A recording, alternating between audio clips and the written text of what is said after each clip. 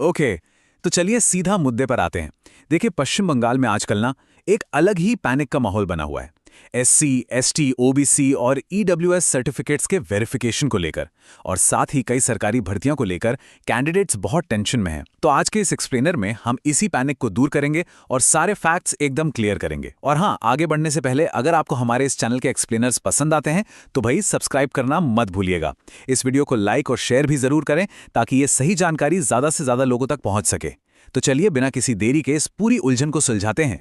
फटाफट देख लेते हैं कि आज का एजेंडा क्या है। हम 5 मेन पॉइंट्स पर बात करेंगे। पहला, ये रीवैलिडेशन ऑर्डर क्या है। दूसरा, सुप्रीम कोर्ट और ओबीसी स्टेटस का क्या मामला है।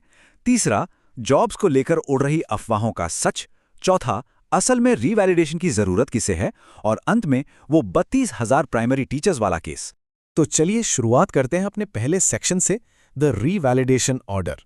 अब आप शायद सोच रहे होंगे कि भाई इस नए सर्टिफिकेट वेरिफिकेशन ऑर्डर का हम जैसे आम जॉब सीकर्स के लिए मतलब क्या है। जब से ये ऑर्डर आया है लाखों युवाओं के मन में बस यही सवाल घूम रहा है कि कहीं हमारा असली सर्टिफिकेट भी तो कैंसिल नहीं हो जाएगा। तो इसे समझने के लिए हमें थोड़ा इस सरकारी प्रक्रिया के पीछे के लॉजिक को देखना होगा। देखिए, इसका प्रोसेस एकदम सिंपल है।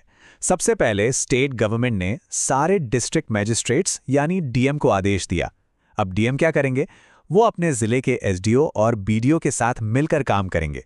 और जैसा कि हम जानते हैं, जमीनी स्तर पर सर्टिफिकेट्स तो यही अधिकारी इश्यू करते हैं ना, तो अब उनका काम है 2011 के बाद बने सभी सर्टिफिकेट्स की प्रमाणिकता की बारीकी से जांच करना।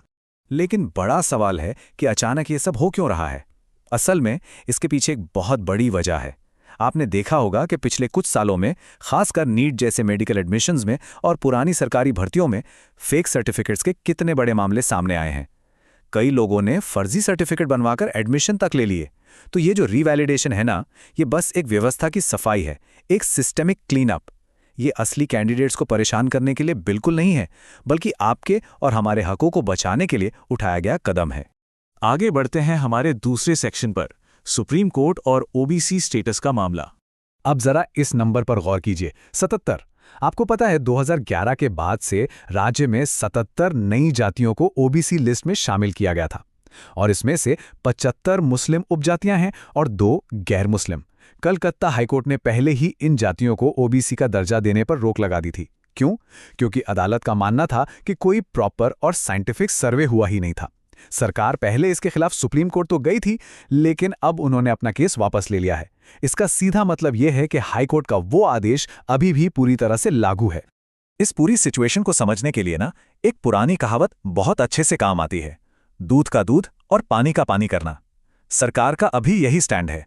अनावश्यक कोर्ट कचहरी में पैसा और टाइम बर्बाद करने के बजाय अब एक प्रॉपर और ट्रांसपेरेंट सर्वे किया जाएगा, ताकि जो जातियां सच में आर्थिक और सामाजिक पैमानों पर खरी उतरती हैं, सिर्फ उन्हें ही ओबीसी का हक मिले।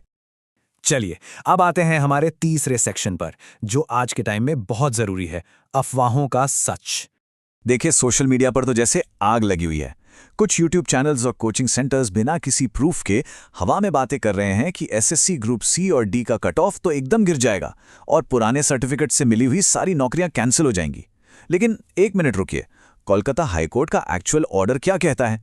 हाईकोर्ट ने बिल्कुल साफ कर दिया है कि जिन लोगों ने अपने पुराने सर्टिफिकेट्स के बेस पर नौकरियां या एडमिशन ले लिए हैं, वो एकदम सेफ हैं, उनकी जॉब्स पर कोई आंच नहीं आएगी। तो इन फालतू की अफवाहों पे ध्यान देना बंद कीजिए। अब आते हैं चौथे सेक्शन पर। ये सब सुनने के बाद सबसे बड़ा कंफ्यूजन यही है कि भाई तो फिर प्रैक्टिकली ये रीवैलिडेशन करवाना किससे है? तो देखिए, स्थिति एकदम क्लियर है। अगर आपका सर्टिफिकेट 2011 से पहले का है तो आप बिल्कुल सुरक्षित हैं।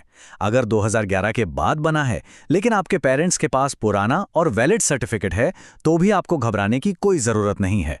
और सबसे ज़रूरी बात, जब तक आपके ज़िले के डीएम ऑफिस से कोई ऑफिशियल नोटिस या सर्कुलर नहीं आ जाता, तब तक किसी को भी खुद से भागदौड़ करने की कोई ज़रूरत नहीं है। बस शांति से ऑफिशियल ऑर्डर्स का वेट कीजिए। और अब आते हैं हमारे आज के आखिरी सेक्शन पर, 32,000 प्राइमरी शिक्षकों का मामला। ये जो 32,000 प्राइमरी टीचर्स का पूरा पैनल है ना, ये इस समय सुप्रीम कोर्ट की जांच के दायरे में है। आने वाली 18 तारीख को इसकी सुनवाई भी होनी है। लेकिन यहाँ एक बात समझने वाली है, ये सिर्फ एक शुरुआती हियरिंग है। कुछ लोग जो दावा कर रहे हैं ना कि एक झटके में 32,000 नौकरियां खत्म हो जाएंगी, ऐसा होने के चांसेस बहुत ही कम है। खुद राज्य सरकार भी ऐसा नहीं चाहती, क्योंकि इसमें बहुत से असली और योग्य कैंडिडेट्स भी शामिल हैं। अगर आप यहां इस चार्ट को देखें तो लॉजिक बिल्कुल आसानी से समझ आ जाएगा। इस पूरे 32,000 के पैनल में सबसे बड़ा हिस्सा उन ईमानदार और मेहनती कैंडिडेट्स का है जिन्होंने अपने दम पर जॉब ली है। जांच एजेंसियों का मकसद इस पूरे पैनल को सजा देना नहीं है। उनका फोकस सिर्फ उन छोटे हिस्सों को पकड़ना है जहां गड़बड़ी हुई है। जैसे अभी तक की जांच में एक पैनल में 276 और दूसरे में लगभग 96 ऐसे केसेस मिले हैं जो संदिग्ध हैं। टारगेट सिर्फ ऐसे ही अवैध लोगों को बाहर करना है, ना कि उन हजारों असली टीचर्स को परेशान करना। तो अब आखिर में सवाल ये उठता है कि ये जो पूरी प्रशासनिक सफाई चल रही है, ये जो पारदर्शी सर्वे हो रहे हैं, ये आगे चलकर राज्य में निष्पक्ष भर्तियों के भविष्य को कैसे तय करेंगे? जरा सोचिए, एक बार जब ये फर्जी सर्टिफिकेट्स का कचरा साफ हो जाएगा, तो आगे आने वाली नौकरियों में सिर्फ और सिर्फ असली और टैलेंटेड कैंडिडेट्स को ही मौका मिलेगा, बिना किसी कानूनी रुकावट के।